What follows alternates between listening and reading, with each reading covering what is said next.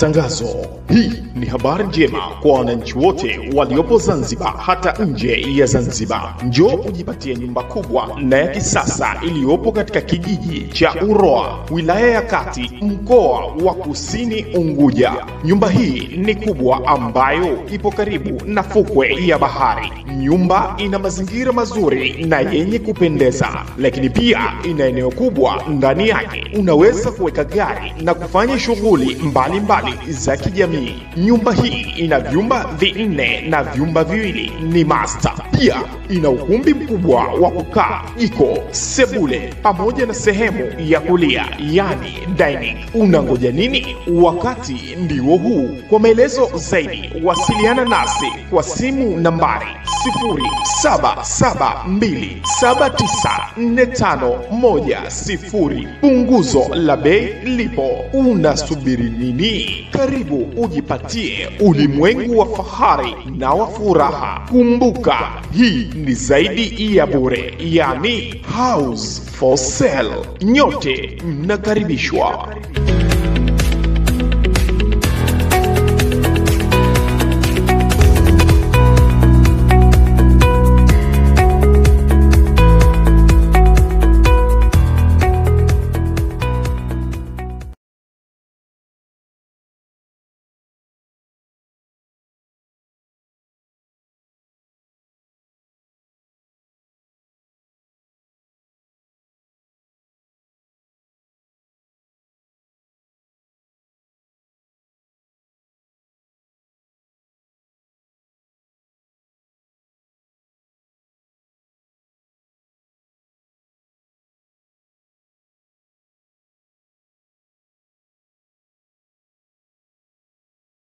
Hichi ni kifungu cha pili katika vifungu vitano vilivyogawanyika katika sura Al-Mutaffifina, sura ambayo tunaendelea nayo bado katika darasa ya tafsiri ya Qur'an al-Karim.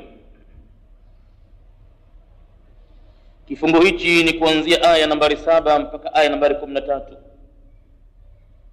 Tulikwisha kuzungumza tafsiri yake ya neno kwa neno kifungu hichi, na baadaye tukapata maana ya maneno katika mufradat. Inshallah, pamoja na kwamba tulizungumza al-maana al-jumali, tutaondokea hapo katika al-maana al-jumali. Aya hizi kuanzia ya 7 mpaka ya 13 katika sura Mutaffifin, mkusanyiko wake ziko katika habari ifuatayo.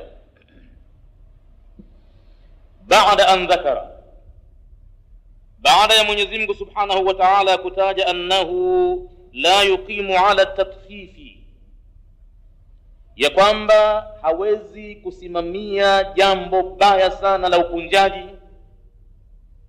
illa man yunkiru, isipokuwa yule ambaye anakanusha ma au'ada Allahu bihi, yale ambayo Mwenyezi Mungu ameyakamia, ameyaahidi.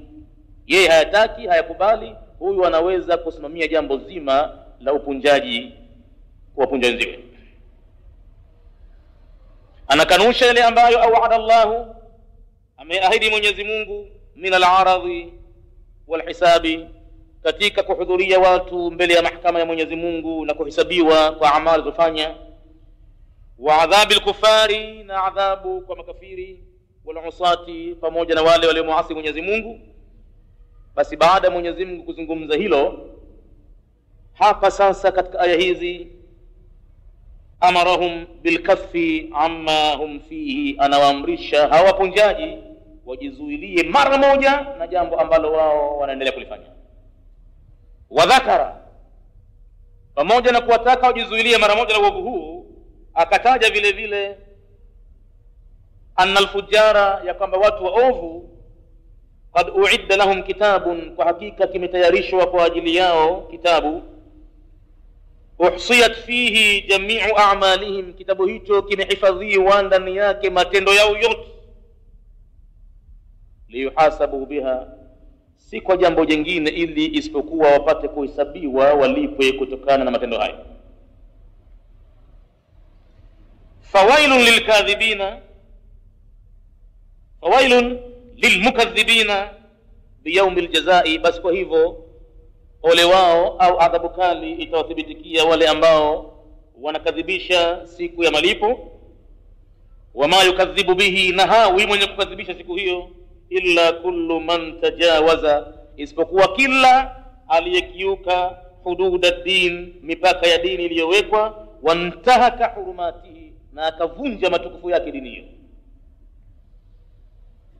Wa idha tuliyat alaihim ayatul qur'ani, watu hawa zinaposomwa juu yao aya za Qur'ani, qalu, wao hutoa jawabu ya fidhuli wakasema, ma hiya illa aqasis, hayakuwa maneno haya isipokuwa ni visa alawalina vya watu wa zamani. Nakalaha Muhammadun anis sabiqina, amepokea maneno haya Muhammad kutokana na watu ambao wametangulia nyuma.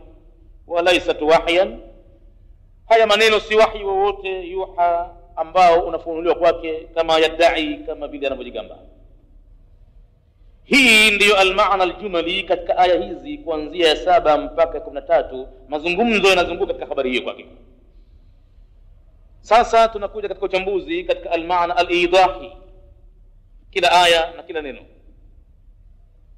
Kalla, Mwenyezi Mungu aliposema tamko la kalla, ai izdajiru amma antum alayhi, jizuieni mara moja juu ya jambo ambalo nyinyi mko juu yake mnalifanya. Min at-tatfifi, jambo lenyewe ni kutokana na upunjaji, wal ghaflati 'anil hisabi, na kughafilika kutokana na malipo. Jizuieni mara moja, izdajiru, mara tu baada ya kufikiwa mtu na mawaidha haya ajizuilie mara moja, amma antum alayhi, juu ya yale mambo ambayo nyinyi mnaendelea nayo, min at-tatfifi, katika jambo zima la upunjaji, wal ghaflati, na mghafiliko, anil hisabi, kutokana na hisabu. Thumma allala hadha biqawli, kisha Mwenyezi Mungu akataja sababu yake kwa nini mjizuilie mara moja habari hii. Akasema, inna kitaba al-fujjari la fi sijjin, yani kufu amma antum alayhi, jizuieni na yale mambo ambayo nyinyi mko juu yake, mnaishi katika tabia hiyo ya dhulma, ya kupunja wenzenu mambo mbalimbali. Jizuieni na jambo hilo. Fa innal fujjara, kwani hakika ya watu waovu, sayuhasabuna ala a'malihim, watahisabiwa juu ya matendo yao. Waqad a'adda Allahu lahum kitaban, na hakika Mwenyezi Mungu amewatayarishia wao kitabu. Ahsa fihi, Mwenyezi Mungu amedhibiti ndani yake kitabu hicho, a'malahum, matendo yao yote, hakuna jambo hata moja lilowachwa.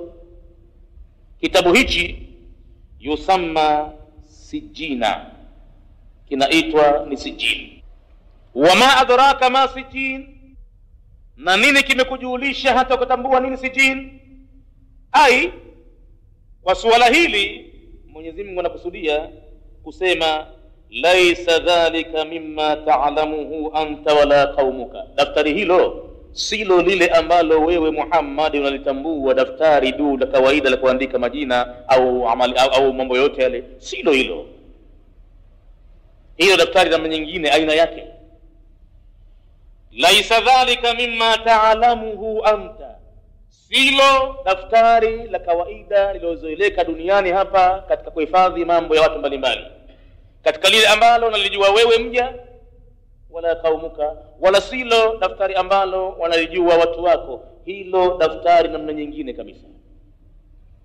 Anasema Mwenyezi Mungu daftari hili katika aya nyingine, wa wudhi'a alkitabu fatara almujrimina mushfiqina mimma fihi, daftari hili litapowekwa mbele ya mtu, utawaona waovu wakiwemo miongoni mwa ovu wapunjao, mushfiqina, wanayaogopa binafsi yale ambayo yaliyomo ndani yake, mushfiqina mimma fihi, wayakuluna, na hapo ndipo watapoangusha mayowe, vilio, waseme katika vilio hivyo, ya wailatana, ole wetu sisi leo, kuangamia kwetu leo.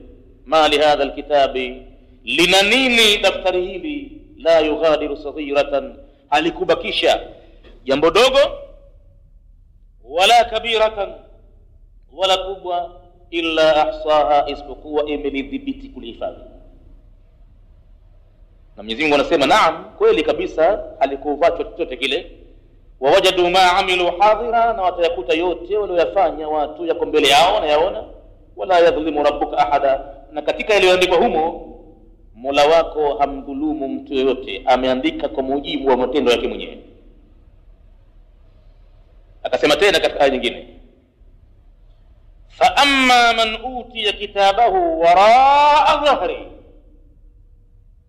ama yule atakayepewa daftari lake la amali zake nyuma ya mgongo wake, bila ya kupewa kwa heshima, anapewa kwa dharau, na anapewa kwa kudhalilishwa nyuma ya mgongo wake, na kupewa maneno ya mkaripio kwamba zunguka pokea kitabu chako. Huyu, wa na'udhu billahi min dhalika, fasawfa yad'u thubura, ataomba mauti bora yaje kuliko uhai huo atakaokuwa nao wakati huo. Binadamu akifikia hali ya kuomba mauti, ujue hali yake hapo ni mbaya sana, kwa sababu yeye na uhai ni kitu ambacho kinapendezwa mno kwake. Yawaddu ahaduhum law yu'ammaru alf sana, binadamu na uhai anapenda mmoja wao kwa umri wa miaka 1000 kama ataipata aitaka mtu kabisa. Basi ukisikia ataomba mauti, basi hali ya hapo ni ngumu mno. Fasawfa yad'u thubura wa yasla sa'ira, na jahannam yeye ataingia moja kwa moja moto waka kwa nguvu. Innahu kana fi ahlihi masrura, hakika yeye alikuwa kwa watu wake alikuwa ni mwenye furaha mno, akitakabari. Innahu dhanna alla ya'ud, hakika yeye alidhani kwamba atakuwa ni mwenye kuondoka kaburini, labda itakuwa ndio basi mauti hayo. Ikaja tena katika aya nyingine, wa amma man utiya kitabahu bishimalihi, na ama yule ambaye amepewa kitabu chake kwa upande wa kushoto, vile vile ishara mbaya, ikiwa nyuma ya mgongo au upande wa kushoto. Fayakulu, yeye atasema ya laitani lam uta kitabia, ole wangu mimi, ya laiti nisingepewa kabisa kitabu changu. Kitabu maandiko yake kwa hakika yana huzuni, yanafedhehesha, ni mabaya. Ya laitani lam uta kitabia wa lam adri ma hisabia, na wala nisingejua kabisa nini hisabu yangu, bora ningekuwa nisingejua. Ya laitaha, ya laiti hayo mauti na maisha ya duniani, kanat alqadhiya, ingelikuwa ndio hukumu ya moja kwa moja nimeshahukumiwa. Ya laitani kuntu turaba, au katika aya nyingine, bora ngelikuwa mchanga kukanyagwa. Ya laitaha kanat alqadhiya ma aghna anni maliya, leo hapa nilipo haitaweza kunisaidia mimi mali yangu. Halaka anni sultaniya, umeangamia kwangu mimi hata ufalme wangu. Jawabu itakayokuja hapo, khudhuhu, mkamateni, faghulluhu, mumtatize manyororo makubwa, thumma aljahima salluhu, kisha jahannamuni mumtupe. Kwa hivyo, wama adraka ma sijin, na nini kimekujulisha wewe hata ukatambua sijin kitu gani? Si kitabu ambacho ndani yake mmetumika dhulma au mapendeleo, au waandishi labda walimstahi mtu sana, basi hata huyu hamna staha, maadamu atenda mambo maovu imeandikwa mle. Daftari la ovu hilo ni kubwa zaidi kuliko ile sahifa ndogo ambazo kila mmoja anakuwa nazo mwenyewe. Hilo linakuwa sijin, daftari ambalo kwa mfano panafanywa sensa katika mji. Bila shaka idadi ya watu kwa juni itakuwa sehemu yake mbali, Gongoni sehemu mbali, Kisima Jongo sehemu mbali, au itakuwa imegawanywa kwa majimbo, kwamba jimbo la mjini sehemu mbali na ngambo mbali, lakini hatimaye orodha ile inakuja kuhifadhiwa ndani ya buku kubwa zaidi katika mitaa yote. Kwa hivyo sijin ni daftari ambalo linahifadhi mambo yote kijumla, humo hakibakishi kitu kabisa. Laisa dhalika mimma ta'lamuhu anta wala qaumuka, sio daftari ambalo wewe Muhammad umelizoea kulitambua wala watu wako. Kitabun marqum, kitabun qad ju'ilat lahu alama. Marqum yani alama. Hichi ni kitabu kimewekewa kitabu hichi alama maalum, yani label. Kitabu kina label, na label yake ni la watu wabaya. Rangi yake ilivyo malaika wote wanajua, kwamba humo mna mambo ya watu wabaya, mna uvundo tu ndani yake humo, na mambo ambayo nafsi haipendi kabisa kuona kusoma, mabaya matupu. Ju'ilat lahu alama biha, kitabu hicho kimewekewa alama biha, ya'rifu man ra'ahu, kwa alama hiyo tu peke yake atatambua atakayeliona daftari hilo annahu la khaira fihi, ya kwamba ndani yake hamna khairi. Kuna alama mbaya mbaya, gamba lake nyuma limekaa vibaya vibaya, limewekewa maandiko mabaya mabaya, vitisho. Kwa mfano, anaandika mtu kitabu na ndani yake atakuzungumza mambo ya mashetani, majini, labda atakutisha watoto kwa ajili ya hadithi zile wapate kuogopa na hivi na hivi. Basi kwenye gamba la kitabu nyuma anajaribu kuweka angalau ilingane na ili yale yaliyomo ndani ya kitabu kile kama cha kutisha. Atachora picha pale japo kwa ya mkono, afanye imagination kwamba jini limekaa hivi na mapembe na meno makubwa yametoka nje na domo lake limekaa vibaya vibaya. Hii ni alama kwamba kitabu chenyewe yaliyomo ndani yake yamehusiana na haya, na hilo si jini, kwa hakika litakuwa na alama mbaya, kiasi ambacho biha ya'rifu, kwa alama hiyo atatambua man raahu, yoyote atauliona buku hilo, annahu la khaira fihi, atathibitisha kwamba humu ndani hamna khair. Na ndiyo maana atasema mali hadha alkitabi, limekusudia nini daftari hili, la khaira fihi. Wa kisara ma salafa, kwa ufupi maneno haya yaliyotangulia hapa ni kwamba inna lisharri sijillan, hakika kwa watu wabaya, watu washari, kuna daftari maalum. Duwilat fihi, yameandikwa ndani yake humo a'malul fujari, matendo ya watu waovu. Wa huwa kitabun masturun, nacho ni kitabu ambacho kimesatiriwa, yani kimewekewa alama, baina kitabati, kati ya maandishi yake, wa hadha sijilu, na daftari hili, yashtamilu alayhi, linakusanya juu yake, as-sijilu al-kabiru, madaftari makubwa, al-musamma, lenye kuitwa bisijin, hilo ni sijini. Kama takulu, kama utavyosema wewe, inna kitaba hisabi qaryatin, labda katika lugha tumia, hakika maandiko ya hisabu ya sensa ya watu wa kijiji fulani, fi qaryati kadha fi sijili alfulani, habari yao imo ndani ya buku kubwa jingine jina lake fulani, almustamilu, hilo kubwa jingine limekusanya ala hisabiha, juu ya hisabu ya kijiji hicho, wa hisabi ghairiha min alqura, na hisabu ya vijiji vingine katika miji mbalimbali. Hiyo ndio sijili binafsi ya buku lake, na tisha mtu kuliona buku hilo. Kwa hivyo, kwa maelezo hayo, falikulli fajirin, basi kwa kila mtu muovu, min alfujari, katika miongoni mwa watu waovu, sahifatun, ina maana kwamba atakuwa nayo sahifa yake mwenyewe ndogo. Wa hadhihi sahaifu, na sahifa hizi chumba zitagawiwa kila mmoja, fi sijili, nazo pia zimo katika sijili al-azim, iliyokuwa kubwa, al-musamma, ambalo hilo linaitwa bisijin, jina lake sijin. Aya zilizoendelea mbele, wailun yawma idhin lilmukaththibin, yani shiddatun wa adhabun, kuna ugumu wa mateso na adhabu namna kwa namna, liman yukadhibu, kwa yoyote aliyekadhibisha, biyaumil jazai, siku ya malipo. Siku hii mtu akikadhibisha, kwa hakika amemghadhibisha Mwenyezi Mungu sana. Kuikadhibisha kwenyewe si lazima mtu aseme kwamba hakuna chochote, la, sawaun kana bijuhdi akhbarihi, kuikadhibisha kwa siku ya malipo ni sawa sawa kama mtu amepinga habari iliyotajwa kwamba kutakuwa na hivi na hivi na hivi, akakataa kwamba hakuna, au biadami almubalati, au ameikadhibisha siku hii kwa kukosekana kujali au kubali bima yakunu fihi min iqabin wa adhabin, kwa yale ambayo yatakuwa katika siku hiyo miongoni mwa mateso na adhabu, ikawa mtu haimo ndani ya moyo wake sana. Vipi mtu atakuwa hajali wala habali wala hazingatii mateso na adhabu ya siku hiyo?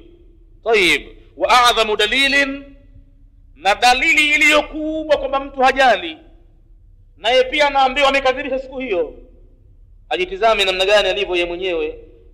A'dhamu dalilin ala adami almubalati, dalili kubwa inayoonyesha juu ya kukosekana kujali adhabu ya siku hiyo, huwa al-israru ala al-jaraimi, ni kule kuendelea moja kwa moja juu ya maovu mtu ataikutoka. Ina maana kwamba hajali kwamba siku hiyo kuna na iwe na ije potelea mbali. Manake hii ni namna moja wapo ya kukadhibisha kwa malipo, unaikadhibisha kwa matendo, yani hutaki kurudi nyuma. Mkosefu aliyekuwa mu'min si kama atakuwa kosi, kukosa lazima, madamu yeye yumo katika zumrati al-adamiyina, yumo katika grupu ya wale viumbe wanaoitwa wanadamu, au yumo katika grupu ya viumbe wanaoitwa majini, basi kuna kawaida iliyowekwa kwa viumbe hivi: kullu ibn adama khata'un, wanadamu wote wana tabia ya kukosa, lakini wa khairul khata'ina, wazuri wanaokosa at-tawwabuna, ni wale wanaorejea haraka haraka kwa Mwenyezi Mungu. Misdaqan biqauli Allah ta'ala, kwa kusadikisha hayo ni tamko la Mwenyezi Mungu mtukufu aliposema: innama at-taubatu 'ala Allah, hakika toba inayokubalika mbele ya Mwenyezi Mungu,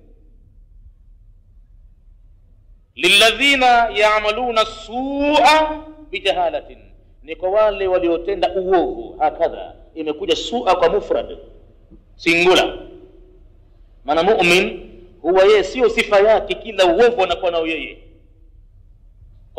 Kwenye ulevi yumo yeye, kwenye zinaa yumo yeye, kwenye kula riba yumo yeye, kusema uongo yumo yeye, kuacha kuswali haswali, kufunga afungi. Hii si sifa ya mu'min. Mu'min kwa hakika alladhina yajtanibuna kaba'ira al-ithmi wal fawahisha, ni wale ambao wanajiepusha kwa kadiri ya uwezo wao mambo makubwa makubwa ya madhambi na machafu ya zinaa na liwati na yote yalikuwa machafu, illa lamama, isipokuwa ni kujikwaa mara moja moja na kutumbukia katika baadhi ya wakati. Si kama atakuwa safi yeye moja kwa moja hatotenda, la, ataanguka, atateleza. Hapa kasema uongo, hapa kafanya kusengenya, hapa pahala pengine kala riba. Tamaa za kidunia zinapelekea kuna baadhi wakati mtu anafanya mambo ambayo yanahusiana na mambo ya ulaji riba, kama vile kilemba cha mlango, kama vile kutoa mrungura pahala mtu apite. Kwa hakika inakuja katika dunia baadhi ya wakati mpaka unaona kwamba nitumbukie na mimi, au nitaangamia, nitakula hasara. Hatuwezi kukwambia kwamba hapo ni njia sahihi, hapana, ina makosa, lakini hiyo ndiyo lamama. Kuna baadhi ya wakati utakuwa kijikwaa kwao kianguka, utakuwa safi kama malaika vile, wewe ni zumrati al-adamiyina. Lakin innama at-taubatu 'ala Allah, hakika toba ya Mwenyezi Mungu inakubalika lilladhina ya'maluna su'a, ni kwa wale ambao wametenda uovu mara moja moja tu. Uovu ni mmoja tu, tena wametenda bijahalati, kwa ujinga. Imma hakujua sheria inavyosema ya dini, au inatosha kwamba yeye ni mjinga kwa kutokujali adhabu za Mwenyezi Mungu siku ya kiyama. Hapo ni ujinga vile vile. Pale anapokuwa mtu kijana huwa hajali mambo yalivyo. Ujana una mambo ya peke yake. Ujana ni ujinga peke yake. Huwa mtu afikiri chochote cha mbele yake, anatazama vile nafsi yake inavyotaka, ndio hivyo. Bijahalatin, kwa ujinga. Thumma yatubuna min qarib, lakini wakarejea kwa Mwenyezi Mungu wakatubia maovu yao katika wakati wa karibu, hakuendelea muda miaka mingi. Mara kwa mara amekuja kazindukana. Alladhina idha massahum ta'ifun min ash-shaytani tadhakkaru fa idha hum mubsiruna, hawa tunaozungumza ni watu ambao huwapitia pitikia kidogo pepesi za shetani wakatumbukiza pale pabaya, lakini mara atadhakaru, anakumbuka. Fa idha hum mubsirun, tahamaki wanaiona njia ya kupita. Basi إنما التوبة على الله للذين يعملون السوء بجهالة ثم يتوبون من قريب فأولئك يتوب الله عليهم ila akhir al-aya. Kisha Mwenyezi Mungu akasema walaysat at-taubatu, haitakuwa toba itakayokubaliwa lilladhina ya'maluna as-sayyi'at, kwa wale ambao watakuwa wanaendelea kufanya maovu mengi. Sasa bil jam', sasa kwa plural imekuja, maana sifa ya mu'min ni kujikwaa mara moja moja tu. Lilladhina ya'maluna as-sayyi'at ni kwa wale ambao wanafanya maovu mengi na wanaendelea tu, wanaendelea israri hiyo, hatta idha hadara ahadahumul maut, mpaka anapofikwa mmoja wao na mauti, qala, hapo tena kusema inni tubtu alana, mimi sasa Mola wangu nipokee, najuta, natubu kwa niliyofanya. Hapa Mwenyezi Mungu anasema laisat taubatu, hii haitakuwa toba itakayokubaliwa inda al-gharghar, wakati wa nafsi inapapatika kutaka kutoka. Laisat taubatu, haitakuwa toba itakayokubaliwa. Toba atibie mtu mapema, nguvu zake anazo, yale mambo kwa hakika yaliyoganda kwenye nafsi yake anao uwezo kwa kabili. Asingojee mpaka kaja kavunjika akasema sasa natubia, kumbe kavunjika, kumbe hawezi tena, kumbe maradhi yamemlaza hiyo kitanda, kila kitu hapo. Kwa hakika hiyo nafasi ina tabu sana toba kukubaliwa. Toba utubie, nguvu unazo na uwezo unao, yale maovu kwa hakika rahisi kwako kuyakabili, uwezo unao, lolote utakalo uwezo unao. Ikiwa ni mke wa mtu, ikiwa mtoto wa mtu, uwezo unao mara moja tu wa kununua nyumba, kumnunulia, kununua chochote kile, uwezo unao. Na kwa hakika ukaona kwamba la, haya hayanifai, nirudi nyuma.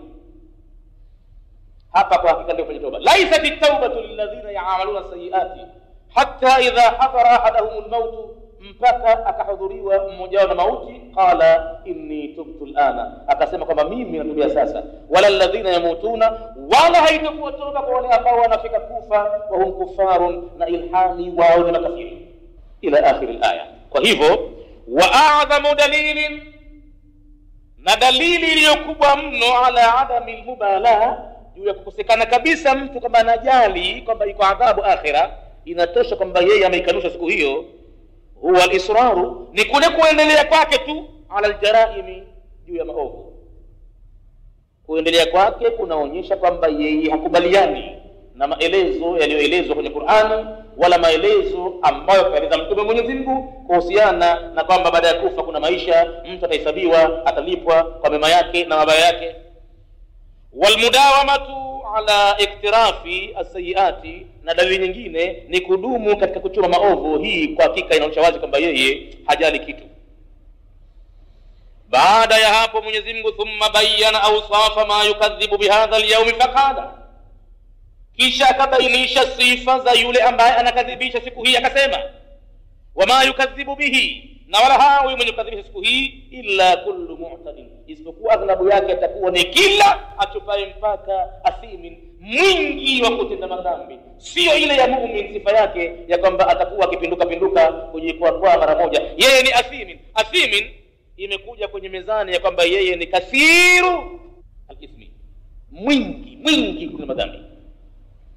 Ai wama yukadhibu bihadha al-yawm, na wala hawi mwenye kukadhibisha siku hii, maana mambo yake yako waziwazi, haikadhibishi bwana. Yatosha dalili ambazo unaziona kila siku, watu wanapoelekea akhira bila miadi, bila ya sababu. Hii inatosha kuona kwamba hii siku kwa hakika ipo, inakuja tu lazima. Kwa hivyo hawi mwenye kuipinga siku hii, wama yukadhibu hadha al-yawm illa man i'tada, isipokuwa yule ambaye amekiuka ala al-haqi, juu ya haki, wa amia ala al-insaf, na akapofua kutokana na insaf ya utu na ubinadamu, akawa yeye hata hujali, wa atada, na akajizoweza irtikaba al-jaraimi, kuyaparamia kila usiku uchao maovu namna kwa namna. Kwani ikifika stage hii kwamba kila akiamka mtu nafsi yake ni kutenda maovu tu, yasabu alayhi al-idhan, inakuwa ni uzito juu yake yeye na ugumu. Idhana yani kufuata bi akhbari al-akhirati, na kuziamini habari za akhira. Akifika mtu kwamba yeye ameogelea kwenye maovu mpaka moyo wake umeharibika kabisa, hauna nafasi ya kuingia hata punje ya mawaidha, hauna nafasi hata kumfikiria Mwenyezi Mungu, hauna nafasi ya kufikiria hata neema Mwenyezi Mungu anazompa, kwa hakika inakuwa kwa ni ugumu juu yake yeye kutega sikio kusikiliza wala kufuata bi akhbari akhirah, habari za akhirah, misdaqan bi qawli Allah ta'ala. Hayo yanasadikishwa na tamko lake Mwenyezi Mungu mtukufu aliposema bal yuridu al-insanu liyafjura amamahu, bali anataka mwanadamu kuikabili fujo iliyo mbele yake.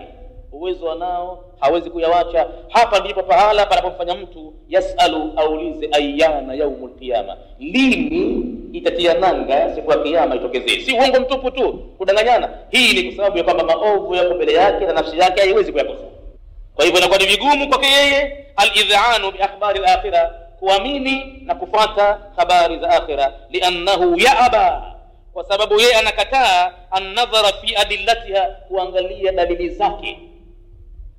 Dalili zipo wazi wazi zenye kuonyesha kwamba hiki kitu kipo, ili jambo halina mahala ila litokezea lazima. Lakini yeye anakataa kabisa kuangalia dalili zake, watadabburu albayinati, na vile vile hataki kuzingatia mambo yaliyo wazi wazi ya bayana almurshida, mambo ambayo yanapelekea, yanaongoza ila sidqiha, kwenye kuiamini siku hii. Mambo chungu nzima kadha wa kadha Mwenyezi Mungu ameyaweka ili kupelekea ili mtu aiamini siku hii bila masara. Ila annahu yu'allilu nafsahu bil inkari, isipokuwa yeye atabakia kwamba yeye ni mwenye kuisababisha nafsi yake kwenye mambo ya ukanushaji. Wa yuhawwinu alaiha al-amra bitaghafuli, na anadhalilisha jambo la akhira kwa sababu ya mghafiliko alionao, hana habari mpaka siku atashtukia mambo yamekuwa ya ghafla. Kama anayaweka matumaini, basi na hofu iwepo. Hivyo mtu kama mimi kwa hapa nilipo, mambo mengi nimeshayafanya mema, na ninafanya hivi na hivi na hivi, zaka ninatoa, nafunga sana sunna, pengine amejiwekea taklif ya kufunga miezi 3 mutawaliyatin, Rajab, Shaaban including Ramadan, na akaona kwamba madhali nafunga miezi 3 hii basi inna awliya Allah bana la khawfun alayhim wala hum yahzanun. Imeshasemwa hii ni matumaini ambayo mtu haifai kuwa nayo. Kama anayaweka matumaini, basi na hofu iwepo. Sheti awe mtu yaduuna rabbahum, wanamwabudu Mola wao na kumuomba khawfan wa tamaa, kwa kuhofu na kutumai. Hapana kujiwekea njia moja kwa moja na ukajitakidi kwamba wewe ni walii, na mawalii wa Mwenyezi Mungu watapata nusra guarantee. Ndio barabara, lakini wewe hujijui mwenyewe kama ni walii. Na walii huwa hafiki daraja ya kujijua kwamba yeye ni walii. Au tawassutu shufaa, au kutakuwa na wasta wa waombezi. Mtume yupo, wengine wakaona mamuridi wao wapo, hata afanye nini muridi wake ameshamwambia muridi la takhafu, muridi wangu usiogope kitu, mimi nipo na nitakutoa kwenye jahannam. Hata kama utakoshaingia nikitia mkono wangu mimi, basi nitakuwa ninavuta watu na watajaa kwenye mkono wangu uingiao kama nyoya ya mkono. Nikitia peponi, nikitoa motoni, nikitia peponi, usiogope chochote. Haya ni maneno ya kiibilisi, haya ni maneno ya kishetani. Kwa hakika Mwenyezi Mungu anamtaka mja wake aliyezindukana awe na itikadi ifuatayo kwenye Qur'ani. Itikadi gani? Fala tuzakku anfusakum. Hii ndio itikadi sahihi kwa nayo wewe.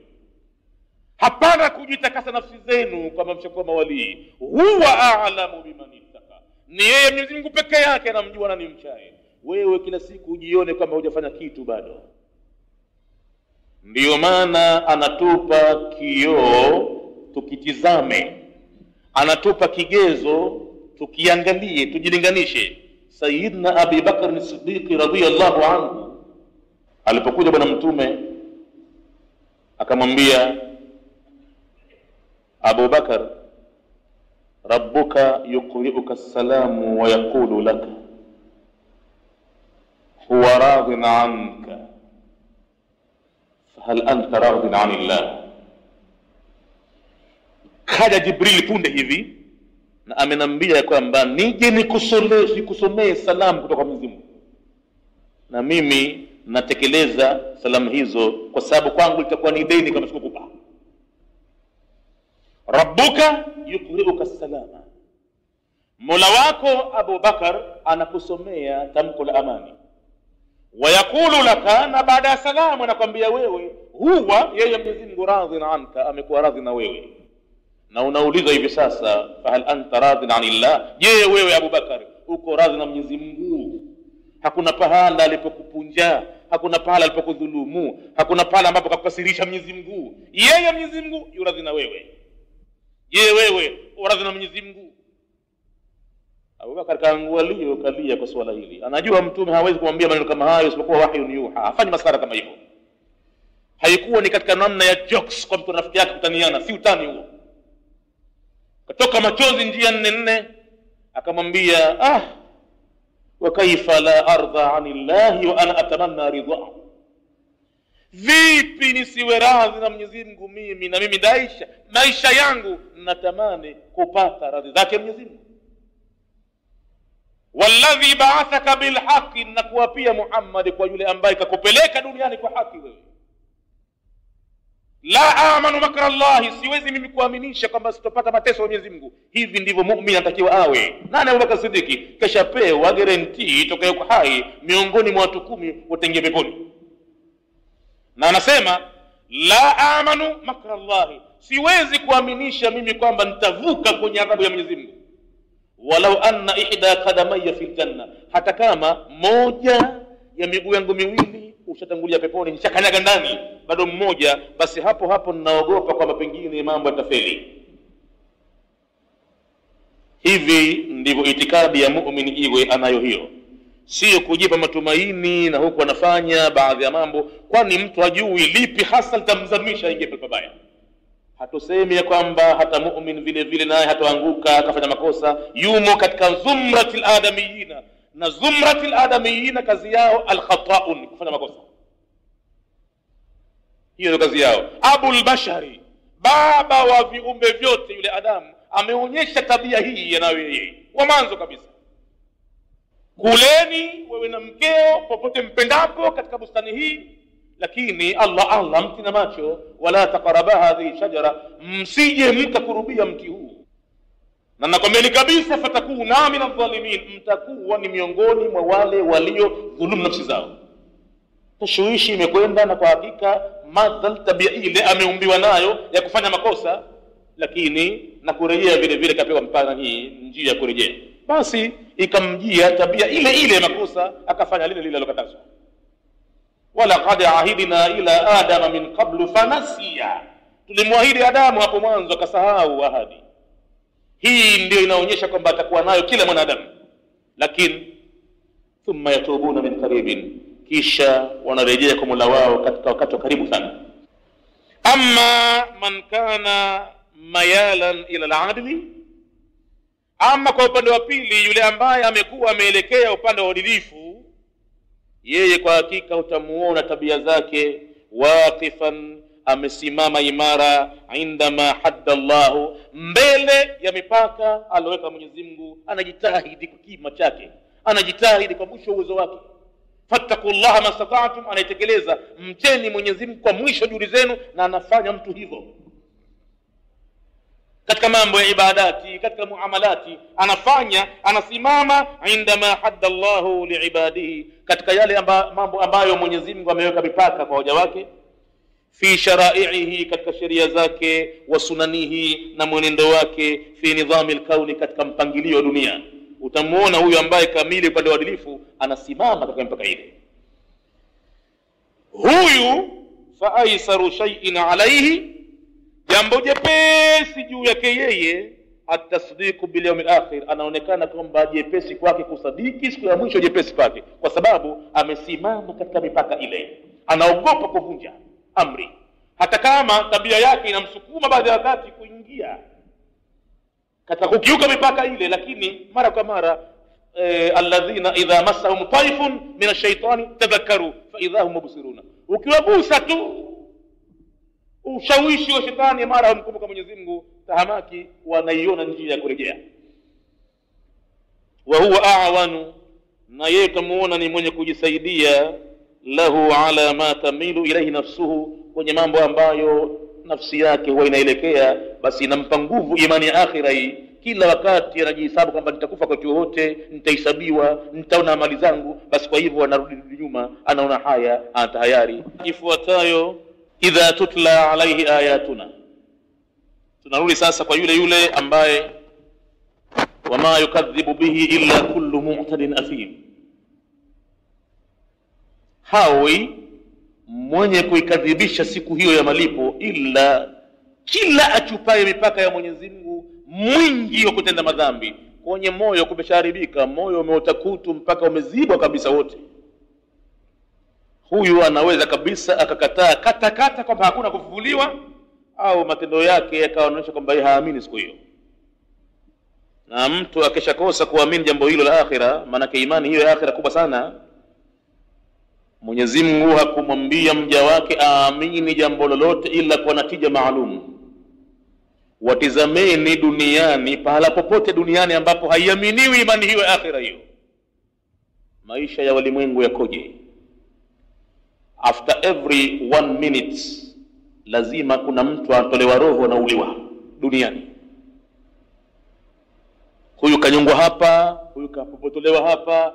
Maisha hayana raha, unakwenda kwa woga kila mara. Ndani mwako mwenyewe kwa hakika wakati wote ulitovamiwa. Hakuna imani ya akhira. Lakini pahala ambapo angalau kuna imani ya akhira, basi utaona kwamba viumbe wanahofu, viumbe wanajizuilia, viumbe wanakaa kwa kupendana. Hii anaweza mtu kuipima tu duniani. Pahala ambapo hakuna imani ya akhira, ina maana mtu anapojikataza kwamba katika moyo wake haamini kufuliwa na atalipwa, ina maana kwamba hiyo ni sababu fanya vyovyote vile, hakuna kitu hata nyuma yako. Na hapa duniani kama mtu ataamini kwamba hakuna chochote kitachomfika, basi atafanya vyovyote vile. Lakini akiamini kwamba hapa pana sheria, hapa katika nchi ya watu, hapa kosa kadha adabu kadha, kosa kadha adabu kadha, basi kwa hakika utakuwa unaona ananyanyapaa hata kuona kwamba pana alama kwamba hapa ni one way traffic. Huwa anafikiria kwamba nikichezea hapa mimi kwenda hivi na nikarejea hivi, huenda nikapambana na idhara. Sina haja ya idhara hiyo, basi bora nifuate hivi. Hii ni kuonesha kwamba anaamini kwamba nitaadhirika. Imani ya akhira ni jambo kubwa sana katika dini. Hapa ndo utaona muhimu wa mtu kuwa na dini. Kuamini akhira kwa hakika kunamzuilia mtu maovu, kunamfanya mtu awe namkumbuka Mola wake, anaogopa. Huyo asoamini akhira idha tutla alaihi, kwa kuwa moyo wake shaharibika, hata anaposomewa juu yake ayatuna, maneno yetu ya Qur'ani, qala, utaona anatoa fidhuli kwa kusema asatirul awwalin. Hilo ni porojo la watu wa zamani. Watu wa zamani ndo maneno yao hayo. Yani wa idha quri'a alayhi alquran, ayatuna ni alquran hapa, na pindi zinaposomwa juu yake Qur'ani, ankara, anakataa kabisa, kaunihi munazzalan min indillahi, kuwa kwake Qur'ani hiyo ni yenye kuteremshwa kutokana na Mwenyezi Mungu. Abadan, anasema sio. Wazaama, na anajigamba annahu akhbarul awwalina, kwamba hizo ni habari za watu wa mwanzo, watu wa zamani. Akhadhaha Muhammadun, amezipokea Muhammad hizo min ghairihi, kutoka kwa mwingine asokuwa yeye, minasabiqina, katika watu waliopita mwanzo. Kapokea kwa watu, tukasikiliza watu tu. Hii ni kutokana na kwamba hawawezi kuyajadili yale maneno yenyewe wakawatopia watu wa zamani. Ingelikuwa unaweza angalau kujadiliana nayo, kusema na wao mfano wake, basi wangejadiliana naye kwa hoja ya alam tara tu, na sisi vile vile tunakusomea yetu. Kwa hoja wadhuha kama hivyo imekaa hivyo, basi sisi tusikilize, tunakusomea yetu.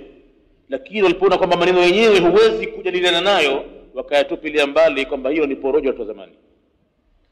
Pamoja na kutakwa na wao kama ni binadamu kama watu wa zamani, na wao vile vile uwezo huo wanao, walete mfano wa sura moja katika maneno hayo, au walete japo kwa aya 10 au aya moja vile vile, na yote hayo ikashindikana. Wanahu alayati, na mfano aya kama hii كقوله تعالى, كما tamko lake Mwenyezi Mungu mtukufu aliposema, waqala alladhina kafaru, na wakasema wale ambao wamekufuru, in hadha, hayakuwa haya illa ifku, isipokuwa ni uongo, illa ifku iftarahu, isipokuwa ni uongo ambao Muhammad kauzua yeye mwenyewe. Wa aanahu alayhi qaumun akharina, na akasaidiana juu ya uongo huu kuutunga, wakamsaidia watu wengine, huyu katia hivi, huyu katia hivi, mpaka kitu kikapambika kizuri kabisa. Anakuja hapa anatufanya sisi wapumbavu, hatuna akili hapa, tumsikie maneno gani haya? In hadha, hayakuwa haya. Hii ndiyo maana ya kusema sawa sawa na ile asathirul awwalina. Wakati mwingine ukisema hayakuwa anayosema Muhammad illa ifku iftarahu, isipokuwa ni uzushi, ni uongo ambao yeye kauzua mwenyewe. Wa aanahu alayhi, na amesaidiana nao uongo huu juu yake watu wengine, qaumun akharun. Kwa hivyo faqad ja'u dhulman wa zura, hapa imma faqad ja'u dhulman wa zura, wanayasema hao makafiri kwa hakika yeye Muhammadi na waliosaidiana naye wamekuja na dhulma na uongo, kutubabaisha hapa, kututenganisha na watoto wetu na wajukuu zetu na rafiki zetu na wake zetu. Sasa nimekuwa hatutambuani, ibada za wazee wetu imekuwa zina maana kwa sababu ya uongo huu. Kwa hiyo faqad ja'u dhulman wa zura, huyu Muhammadi na waliomsaidia uongo huu wamekuja na dhulma na uongo mkubwa. Au maneno haya faqad ja'u dhulman wa zura, yaweza kuwa Mwenyezi Mungu anawajibu wao makafiri kwa hakika waliposema maneno ya Qur'ani kuwa ifku iftarahu wa aanahu alayhi qaumun akharuna, kwa hakika makafiri hawa faqad ja'u dhulman wa zura, wamekuja na dhulma na uongo mkubwa sana. Maneno haya kusema kwamba ameazua mwenyewe Muhammad, na ilhali kwamba mara kwa mara nimewaambia leteni japo kwa sura moja, na nikawaambia kul la in ijtama'atil ins wal jinn, hata kama wakusanyike majini na binadamu ala an ya'tu bimithli hadha alqur'ani, juu ya kwamba walete mfano Qur'ani hii, la ya'tuna bimithlihi, wasingeweza kuleta mfano wake, walau kana ba'dhum li ba'dhin dhahira, hata kama baadhi yao kwa baadhi wengine wasaidiane. Si wanasema yeye wa aanahu alaykum akharuna, basi hata wakisaidiana na mashaitani inshallah hawezi kuleta maneno haya. Ijazi alqur'ani ilivyo namna. Katika sura hiyo Furqani Mwenyezi Mungu amejibu qul anzalahu alladhi ya'lamu sirra fis samawati wal ardi, wasije kababeka watu wengine vile vile. Maana mambo haya ya kuamini wahi haya yanawayumbisha watu wengi sana, kuona kwamba ni mambo ya kuamini kibubusa, hususan pale mtu alipokuwa lugha si yake haitambui, chuoni hakupita alipokuwa mtoto mdogo. Sasa ni kwa Qur'ani kuisoma haiwezi, na kwa hivyo ile maana ya tafsiri ya Qur'ani inakuwa iko mbali na yeye sana. Ni rahisi kabisa kutokea mtu pale kamvurugia mawazo, hususan vijana waliokuwa hakupata kukaa kitako popote pale katika madarasa ya Qur'ani, wanapoingia katika miji ya ukafiri au katika university ambayo walimu wake ni wabaya kabisa, inakuwa rahisi mno kupewa kasumba na ikamharibia akili yake. Kila yanapokuja maneno kuhusu Qur'ani Mwenyezi Mungu lazima ajibu, ili wasije wakayumba wengine ambao wana athari ya imani ya kuzaliwa na wazee wao. Mwenyezi Mungu asema dalili ya mambo haya kwamba yameshinda, anzalahu alladhi, Muhammad waambie qul anzalahu alladhi ya'lamu sirra, ameteremsha maneno haya yule ambaye anajua siri. Siri hizo za wapi na wapi? Sio mtaa wa Kikwajuni na hapo Gongoni na hapo Miembeni. Ya'lamu sirra fis samawati wal ardi, anazijua siri zilizomo katika mbingu huko zote saba, wal ardi, na ardhini vile vile. Lahu ma fil ardi wa ma bainahuma wa ma tahta athara, yeye miliki yake Mwenyezi Mungu yale katika ardhi, katikati yake, na hata leo chini chini anayejua. Innahu kana ghafurur rahima, aya inamalizia kwa hakika yeye Mwenyezi Mungu ni mwingi wa kusamehe tena mrehemevu kuwaachia viumbe wake katika ardhi hii wanavuta bado hewa ya oxygen baada ya kutoa uvundo wa maneno kuhusu maneno yake Mwenyezi Mungu Qur'ani Karim, na bado akawa hana haraka nao. Ama kwa hakika Mwenyezi Mungu ni mwingi wa kusamehe, ama kwa hakika Mwenyezi Mungu ni mwingi wa rehema alipowaachia viumbe wake baada ya kutamka maneno kama hayo, asiwatie mkononi akawafirigisa, akawaachilia, na hatimaye wako waliorudi nyuma baadaye wakasilimu wakatengenea. Wakad yakunu almaana, na huenda ikawa maana ya asatirul awwalina vile vile, annaha abatilun, wanakusudia makafiri hawa kwamba hayo anayosema Muhammad ni katika batil, ni katika uongo, ulfiyat ala abaihim, ambao umekutwa kwa wazee wao makafiri wale. Alawalina wanakusudia kwa maana nyingine vile vile, innaha abatilun, walionayo makafiri ni mambo ya batili ndiyo, lakini ulfiyat ala abaihim, yamekutwa kwa wazazi wao alawalina wa mwanzo. Fakadhabuha, wao wakakadhibisha. Walam tajzi alaihim, na kwa hivyo hawakupaweza kupita wao pengine isipokuwa kufuata hayo hayo. Wajadna alaihi abaana, sisi hata kama itakuwa ni mapofu haya tumeshayaona, unatuambia hana maana, lakini tumekuta nayo wazee wetu sisi haya wakifanya. Falasna awwala man yukadhibu, kama itakavyokuwa sisi sio wa mwanzo kukadhibisha, basi kama kukadhibisha wamekadhibisha mpaka babu na babu vile vile. Ina maana katika maana nyingine vile vile asatirul awwalina, waliposema sisi tutafata asatirul awwalina, mambo yetu ya watu wa mwanzo watutoyaacha, hii vile vile inafasiriwa hivyo vile vile, ingawa tafsiri hii kidogo haina nguvu sana. Asatirul awwalina yenye nguvu ambayo yafasiriwa na jamhuri ya mufassirina ni ile kusema kwamba makafiri wamwambia Muhammad kuhusu Qur'ani ni porojo la watu zamani ile wataja nalo sisi. Basi wanasema falasna awwal, hatujakuwa sisi ni wa mwanzo, man yukadhibu biha, wa kuyapinga maneno hayo, hatta tazumuna, mpaka mjigambe nyi waislamu, anna takdhibana biha, kwamba kukadhibisha kwetu sisi kwa maneno hayo yutabaru, ndo izingatiwe, ajalatan minna, tumefanya haraka, hatujazingatia vizuri kwamba tumevamia mambo tukayapinga bila kufikiria. Msijigambe hivyo bwana, haya mambo tangu na tangu, sio sisi wa mwanzo, babu zetu na babu zetu nao vile vile waliona. Basi mtu kufuata kichoko cha babake ndio ilivyo, tuacheni kama tulivyo sisi, tunafuata mambo ya wazee wetu. Fa innama ta'assaina, sisi takuwa tumeigiza, fi takdhibina, katika kukadhibisha kwetu, biha, hiyo Qur'ani, biabaina, tumewafuata baba zetu alawalina wa mwanzo, alladhina sabakuna, ambao wametutangulia Muhammadi, wazee wetu hatuwezi kuwaacha sisi. Kwa hivyo sasa hapa tena full stop, usiseme na sisi tena, sisi tafuta wazee wetu.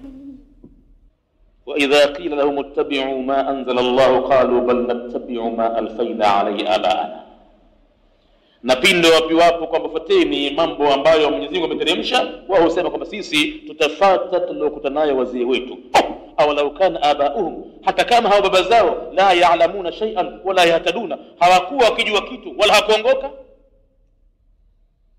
Halafu tutakuja katika kituo chengine cha tatu insha Allah taala katika darasa leo kabili. Kituo cha tatu hicho kitakuwa ni kuanzia aya nambari 14 mpaka aya nambari 17.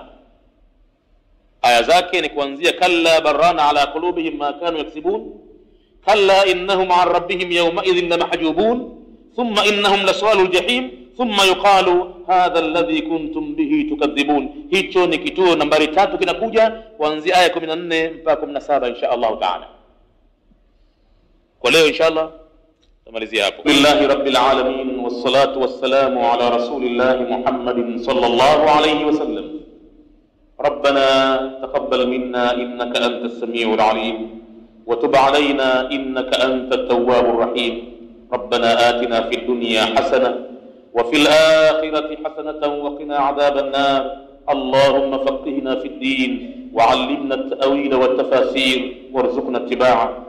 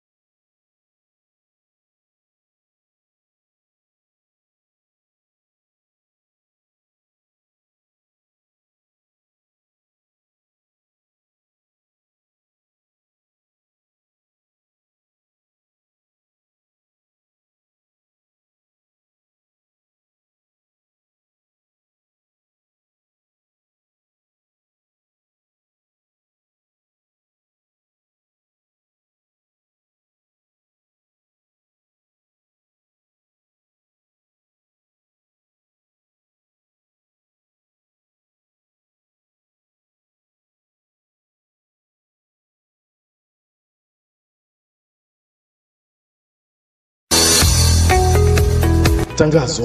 Hii ni habari njema kwa wananchi wote waliopo Zanzibar hata nje ya Zanzibar. Njoo ujipatie nyumba kubwa na ya kisasa iliyopo katika kijiji cha Uroa, wilaya ya Kati, mkoa wa Kusini Unguja.